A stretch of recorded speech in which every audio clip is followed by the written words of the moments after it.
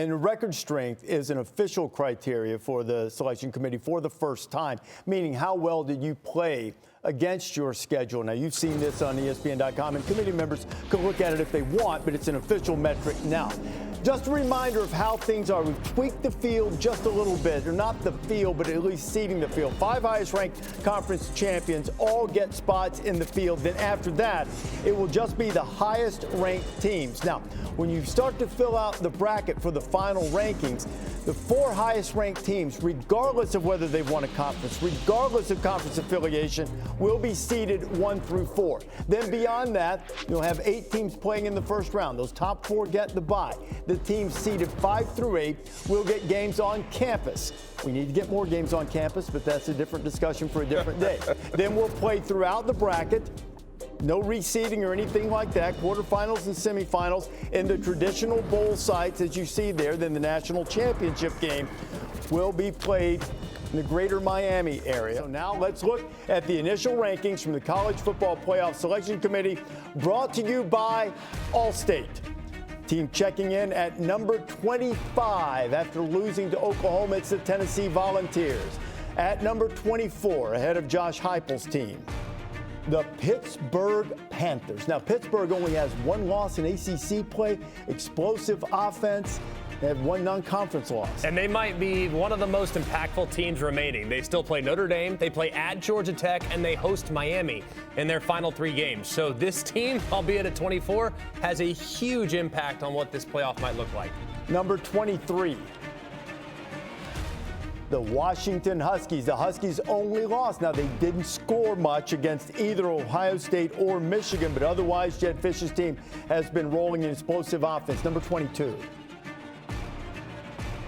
Eli Drinkwitz's Missouri Tigers, and a big opportunity coming for them when they play Texas A&M. Without a doubt. And when you talk about a team that is going to play a factor, look no further than Missouri, from strength of record to teams they played to now the big tilt coming up against A&M.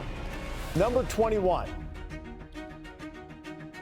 Michigan. Now, the Wolverines have probably lost their 2 most difficult games. They had the win over Washington, but they lost the game on the road to Oklahoma, lost the game on the road against USC. And they will play Ohio State at the end of the season. As we talk about who could possibly be that 4th Big Ten team if they get 4, look at Michigan, look at USC, who I'm expecting to be coming up pretty soon. That's a great point. USC and Washington are going to play later on, too. Let's look at number 20.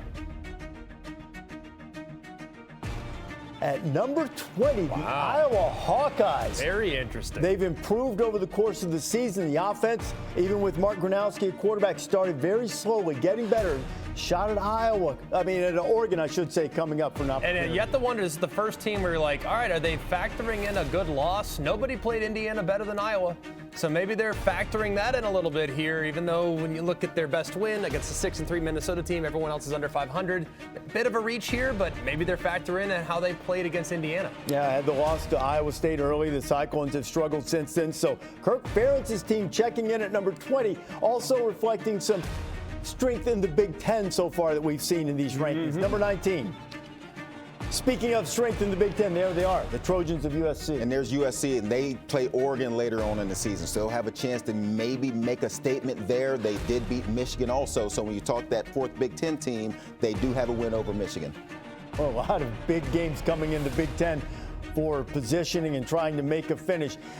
This is a bit of a fall. Boog, you mentioned this right off the top of the show. Miami descending. They lost the game to Louisville with all the turnovers, and they lost to SMU this past week. And you can tell the committee's watching the game, because even though they're a 2-loss team and they have a couple of good wins, the fact that they are going down and descending, they're going to put them down.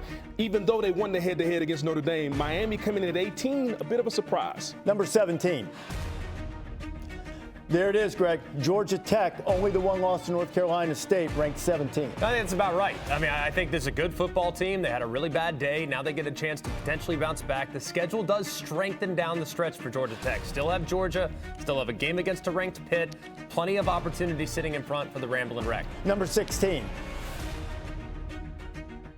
The Vanderbilt Commodores, after that loss to Texas, Vanderbilt's lost a couple of road games to Texas and to Alabama, but still in the fight at 7-2. Big hill to climb if they want to fight their way into the SEC championship game. Louisville has only a loss in overtime to Virginia. They beat Miami, and the Cardinals of Jeff Brom ranked number 15. How about number 14? And head-to-head is likely the difference here between Virginia and Louisville. Yeah, without a doubt. And I think when you look at this committee, it's important to see where they're stacking these two teams at right now. To me, this is great insight when it comes to the head-to-head, and before we all lose our mind on the last Sunday. Speak for yourself. No. Number 13. Here comes the Big 12, the Utah Utes. They've had a couple of impressive games, last two wins, one over Colorado and then Cincinnati on Saturday night. They put the hammer down against the Bearcats. It looked really good. And when we talk about which conference is getting how many bids, ACC team sitting right behind Utah. Between Big 12 and ACC, a lot of question going to be at the end, which conference will get a second bid, a second team in. Okay, now quick reminder as we see number 12 and then number 11. That you have the 5 highest ranked conference champions and the next 7 highest ranked teams. Typically, that means that the cut line is going to be between 11 and 12. So, with that in mind, let's see who's number 12. The Oklahoma Sooners. Sooners stumbled a bit after John Mateer was injured. Big win on the road against Tennessee. They've got a shot at Alabama coming up later. So the Sooners at 7-2, ranked 12th, sitting with an opportunity to earn their spot. Number 11, this is probably the cut line.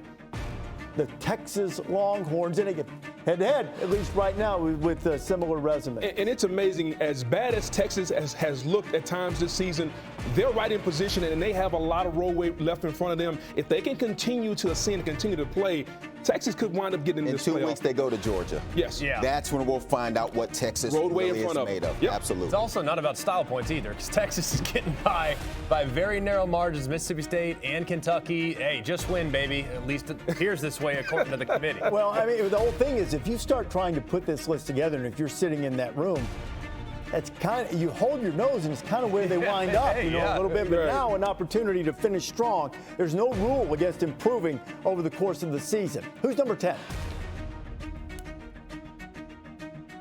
Fighting Irish of Notre Dame. 2 losses, first 2 games of the season. One on the literal last play of the game, the other on the virtual last play of the game after missing an extra point, and they're getting some respect because of how they've played and probably how tight those losses. And the way they look now, they look like a dominant football team running the ball. BC notwithstanding, Saturday. Everybody's entitled to one. Everybody is entitled to one. Number 9. The Oregon Ducks. Now, this is a team I was really interested to see because while they had the loss to Indiana and a great game in Eugene, not a lot of other things on their resume. Overtime against Penn State, which at the time looked like a pretty good win. But now it does. Since then, it does not look great. They went to overtime with Penn State. I think everybody acknowledges the firepower. There's no one that denies the ceiling that Oregon has on their best day. We saw it against Rutgers. But right now, their best wins against a 5-3 Northwestern team. And that's no disrespect to the Wildcats, just they haven't had a chance to really prove it yet, albeit having lost to Indiana and the way things went now for Penn State. Well, one thing I do want to point out, while they don't have a big resume win, if you look at ESPN's strength of schedule, it's still top 40. It's not like it's, bottom of the country. Yeah. Right? Hey, I understand it's top 40, but they don't, to your point, Greg, they've had an opportunity to show us. You can't control who's on the schedule. No, you just can't. beat who's on your schedule and beat them by a big margin, and they haven't been able to do that. And things get much tougher for them down the stretch. Washington's on the schedule, SC's on the schedule. You got Iowa this week. A lot still coming up for them. Let's go to number 8. Texas Tech. Only the one loss against Arizona State. Joey McGuire's team and that great defense at number 8. Great position. Huge game coming up with BYU. College Game Day will be there. And BYU is sitting there at number 7. Had a little bit of a guess. Promise I haven't seen it. Felt like the right spot for the Cougars. Undefeated there. And, I think we all look expected. at you. 7 played 8 this weekend. The only blemish on BYU's resume is the quarterback's wearing 47. That should be a number that sacks quarterbacks, not one that is a quarterback. I don't know. Michael Irvin rocked it pretty good there for a while. There's a wide receiver. But, I'm giving Pollock some love there. Number 6, Ole Miss is 8-1. Lane Kiffin, the object of many an affection in the coaching carousel. His team's ranked 6th. And I think if there's a such thing as a good loss, I think we look at Ole Miss's loss at Georgia, the way they played in that game, went head-to-head with Georgia. If you watch that game, you give Ole Miss credit for that game, even though they lost the game. Yeah, the week after they went to the wire with Washington State. It was like, what are they doing? I think the next two are going to be pretty predictable and easy, and probably some head-to-head as we go to number 5. It's going to be the top 3 that's interesting. Georgia's 5, only lost to Alabama. Is Alabama 4? I assume they are? They are. So Alabama is number 4, so that leaves Ohio State, Indiana, Texas A&M, 1, 2, 3. We talked about that. Joey has an idea, but it is A&M, Joey, who you said you'd have number 1.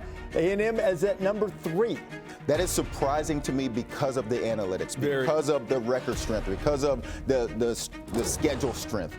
Texas A&M is ranked in both those metrics above Ohio State and above Indiana. I'm surprised that they're at number 3. And to your point, and we talked about this a lot, Rece, they may have the best win in the sport going on the road in South Bend, beating that Notre Dame team who we see where they are now. Let's look at the top 2 now, with A&M being number 3. And obviously, there's still games to play and maneuvering to do, and we are likely on target for an Ohio State-Indiana Big Ten championship game, barring some pretty significant upset the rest of the way. Hoosiers' schedule is very, very favorable, and Ohio State, of course, has Michigan. They don't play each other in the regular season. So there's one thing missing from the top 25 if you look at the criteria for establishing the bracket. It's the 5 highest-ranked conference champions.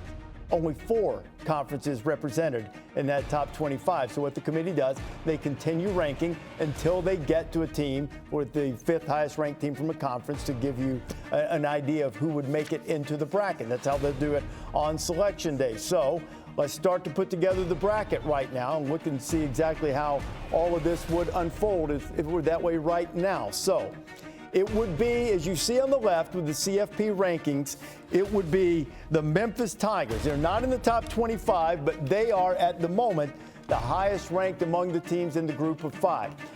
Teams with the byes would be the top 4 ranked teams. Told you earlier, does not matter what conference you're in, does not matter if you are a conference champion. Obviously, that will help you get there on Selection Day, but right now, it's Ohio State, Indiana, Texas A&M, and Alabama. So the teams that would have the home games in Athens, home game in Lubbock, Oxford, and Provo.